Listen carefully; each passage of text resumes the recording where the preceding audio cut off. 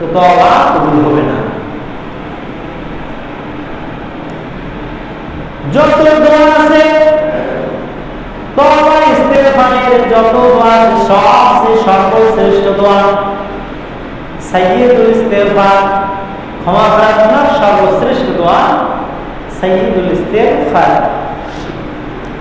আল্লাহুম্মা আনতা রাব্বি লা ইলাহা ইল্লা আনতা খালাকতানি।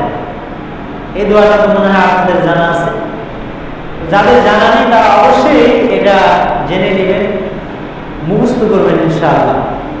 এই দোয়াটার এত ফজিলত হাদিসে এসেছে। রাসূলুল্লাহ সাল্লাল্লাহু আলাইহি ওয়াসাল্লাম কথা না তাহার এই সাইয়্যিদুল ইস্তেগফার এই দোয়াটা কেউ যদি সকালে পাঠ করে সে যদি সন্ধ্যা হওয়ার আগে মারা যায়, আল্লাহর নবী সাল্লাল্লাহু আলাইহি ওয়াসাল্লাম বলেছেন ফাহুয়া মিন আহলিল জান্নাহ, সে হবে জান্নাতবাসী। ওয়ামান ক্বালাহা মিনাল লাইলি, আর যে ব্যক্তি দোয়াটা এই সাইয়্যিদুল ইস্তেগফার এই দোয়াটা রাত্রি বেলায় পাঠ করলো ফামাতা মিয়ামিহি ক্বাবলা ইউসবিহা, সকাল হওয়ার আগে মারা গেল, আল্লাহর নবী সাল্লাল্লাহু আলাইহি ওয়াসাল্লাম বলেছেন ফাহুয়া মিন আহলিল জান্নাহ, সে হবে জান্নাতবাসী।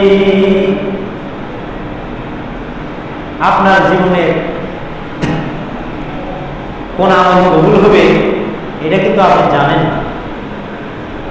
আমার জীবনের কোন আমল কবুল হবে এটা কিন্তু আমি জানি না, জানেন একমাত্র আল্লাহ সুবহানাহু ওয়া তাআলা। আমাদের সমাজে একটা কথা চালু আছে যে আল্লাহ হুকুম ছাড়া একটা গাছের পাতাও পড়ে না। এই কথাটা শিরক, শিরক মিশ্রিত কথা। কোরআনে আছে যে আল্লাহর অজান্তে একটা গাছের পাতা ঝরে পড়ে না। একটা গাছের পাতা যদি ঝরে পড়ে এটা আল্লাহ জানেন, কিন্তু আল্লাহর হুকুমে গাছের পাতা পড়ে না, এটা মিথ্যা, এটা শিরক যুক্ত কথা। এগুলা বর্জন করতে হবে। সম্মানিত উপস্থিতি, সহিহ মুসলিমে একটা হাদিস এসেছে, একটা লোক রাস্তা দিয়ে যাচ্ছিল, রাস্তা দিয়ে যাওয়ার সময় দেখতে পেল একটা কাঁটাযুক্ত ডাল রাস্তার উপরে ঝুলন্ত অবস্থায় রয়েছে। তখন ওই লোকটা কি করলো, কাঁটাযুক্ত ডালটা রাস্তা থেকে সরিয়ে দিল। আল্লাহ রাসূল সাল্লাল্লাহু আলাইহি ওয়াসাল্লাম বললেন তোমাদের মধ্যে আমলটা কি করবো? তখন ওই সাহাবী বললেন হে আল্লাহর রাসূল, আমি এই আমলটা করেছি। আল্লাহ রাসূল সাল্লাল্লাহু আলাইহি ওয়াসাল্লাম বললেন তোমার এই আমলটা আল্লাহ এত পছন্দ করেছেন, এই আমলের বিনিময়ে তুমি জান্নাতে চলে গেছো। বলেন সুবহানাল্লাহ। সম্মানিত উপস্থিতি, আল্লাহকে ডাকার সবচেয়ে বড় মাধ্যম হলো সালাত। সালাত দিয়ে আল্লাহকে যতটা ডাকা যায় অন্য কোনো ইবাদত দিয়ে ততটা আল্লাহকে ডাকা যায় না। আল্লাহ নবী সাল্লাল্লাহু আলাইহি ওয়াসাল্লাম আয়াতুল কুরসি টুকরা মিন সালাতিন মাকতুবাতিন লাম ইয়ামনাহু মিন দুখুলিল জান্নাহ ওয়া বুহতানি ওয়া তারহিব। আল্লাহ নবী মুহাম্মদ সাল্লাল্লাহু আলাইহি ওয়াসাল্লাম বলেছেন কেউ যদি ফরজ সালাতের পরে আয়াতুল কুরসি পাঠ করে, আয়াতুল কুরসি যদি কেউ পাঠ করে, আল্লাহ নবী সাল্লাল্লাহু আলাইহি ওয়াসাল্লাম বলেছেন তার মাঝে আর জান্নাতে পাবে শুধুমাত্র মৃত্যুটাই ব্যবধান। যখন মৃত্যু হয়ে যাবে, মৃত্যু হয়ে গেলে সে জান্নাতে চলে যাবে। সালাতের পরে জিকির, আজকার, তাসবিহ, তাহলিল এগুলো পড়া নেই। ইমাম সাহেব হাত কেন উঠালো না? মুনাজাত কেন করলো না? মুসল্লি যখন সালাতে দাঁড়ায় ফাইন্নামা ইউনাদি রাব্বাহু, সালাতে যখন আল্লাহ রব্বা করে দাঁড়ায় তখনই সে আল্লাহর সাথে মুনাজাত শুরু করে দেয়। সম্মানিত উপস্থিতি, কিছুদিন আগে আমি এক মসজিদে সালাত করতেছিলাম, আমার পাশে এক লোক এসে দাঁড়ালো, মাগরিবের সালাত তো এক রাকাত পায়নি। ইমাম সাহেব সালাত ফেরানোর পরে মুনাজাত শুরু করে দিয়েছে। আর এই লোক এক রাকাত যে ছুটে গেছে, এক রাকাত করে নেবে না? এক রাকাত করার জন্য আমার দাঁড়ালো, রুকুতে গেছে। ইমাম সাহেব এমন সময় মুনাজাত শেষ করবে, রুকু বাদ দিয়ে হাত তুলে মুনাজাত শুরু করে দিবে। তাহলে সালাতের থেকে গুরুত্ব কোনটাকে বেশি দিল?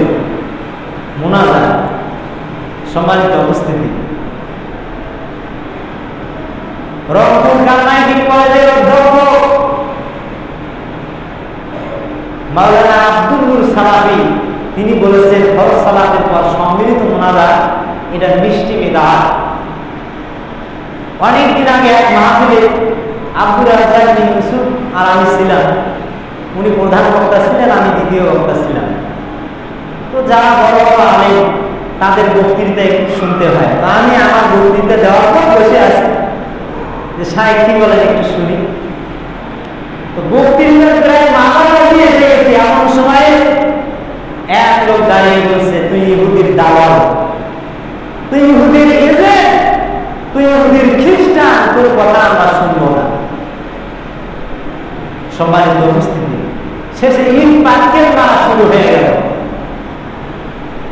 শুধুমাত্র এই মুনাজাতকে কেন্দ্র করে এখন মাশাআল্লাহ আলহামদুলিল্লাহ দিন যত যাচ্ছে মানুষ সঠিক জ্ঞানটা পাচ্ছে, মানুষ কোরআন হাদিস জানার জন্য আগ্রহী।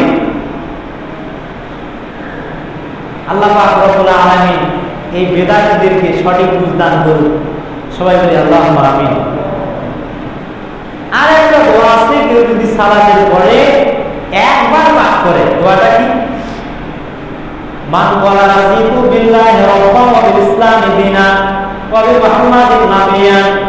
আল্লাহ নবী সাল্লাল্লাহু আলাইহি বলেছেন, যে ব্যক্তি সালাতের পরে এই দোয়াটা পাঠ করবে, রাযীতু বিল্লাহি রাব্বান, আমি আল্লাহকে রব হিসাবে মেনে নিয়েছি, ওয়া বিল ইসলামি দীনান, ইসলামকে দ্বীন হিসাবে মেনে নিয়েছি, ওয়া বি মুহাম্মাদিন নাবিয়্যান, মুহাম্মদ সাল্লাল্লাহু আলাইহি ওয়াসাল্লামকে নবী হিসাবে মেনে নিয়েছি। আল্লাহ নবী সাল্লাল্লাহু আলাইহি ওয়াসাল্লাম বলেছেন তার জন্য জান্নাত ওয়াজিব হয়ে যাবে। এই দোয়াটা পড়াই শুধু মুনাজাত নিয়ে গেল, মুনাজাত নিয়ে মারামারি। ইমাম সাহেব কেন হাত উঠাল না? সম্মানিত উপস্থিতি, এই বাংলাতে দোয়া করলে মুসলিম এত খুশি হয়। ইমাম সাহেব সালাতের বড় দোয়া করছে, আল্লাহ যে লোকটা দাওয়াত দিয়েছে, আল্লাহ দাওয়াত কিন্তু এখনো খেতে যায় নাই, আল্লাহ যে লোকটা দাওয়াত দিয়েছে, আল্লাহ তুমি হাদিয়া জান্নাত দান করো। সবাই বলে আমিন। আচ্ছা বলেন তো, হাদিয়া কি জান্নাত না জাহান্নাম?